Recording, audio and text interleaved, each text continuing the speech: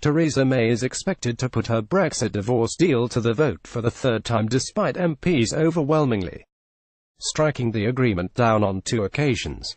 Claims emerged at the weekend suggesting the Prime Minister had offered key partners in the Democratic Unionist Party (DUP) extra cash to get the support in the Commons next week.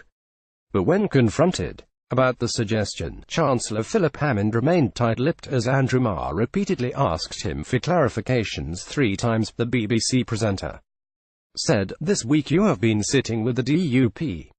If the deal is to go through, you clearly need the DUP to vote for it. What have they been asking for and what have they offered?" Mr Hammond insisted the British government has sought to provide the DUP partners with reassurances Northern Ireland would not be subjected to a different regulatory regime should they back Mrs May's Brexit deal. Mr Marr then proceeded to question the Chancellor again on whether additional money had been promised to the DUP to ensure the support as Mr Hammond attempted to dodge the question. The BBC host continued, "It's slightly odd that, as the Chancellor, you were involved in these conversations. Can you rule out that you haven't offered them more money in return of voting for the deal?" Listen here. Latest Brexit news from theexpress.co.uk. Final countdown podcast. Brexit news. Hammond failed to deny the government would be willing to give more money to the DUP. Image BBC. Let me ask the question again.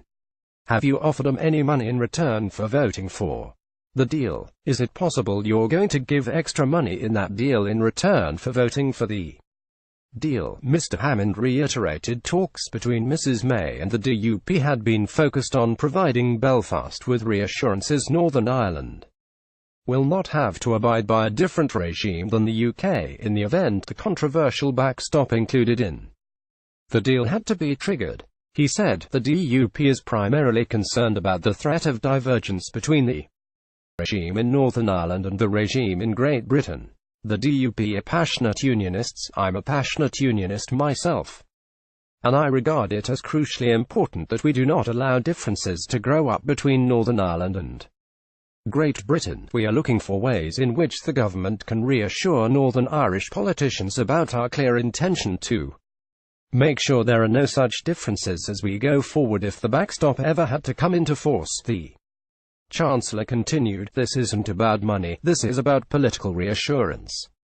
We are coming up to a spending review and we will have to look at all budgets, including devolved, blocked ground budgets, in that spending review. We haven't even started looking at it yet. We haven't started the spending review yet. We've got an additional complexity in Northern Ireland as you know. The House of Commons voted a budget through for Northern Ireland last week and Northern Ireland is in very difficult circumstances." Mr Hammond also admitted the commemorative 50p coin expected to be issued to mark Brexit date on March 29 would have to be postponed as a withdrawal from the EU by that deadline is physically impossible.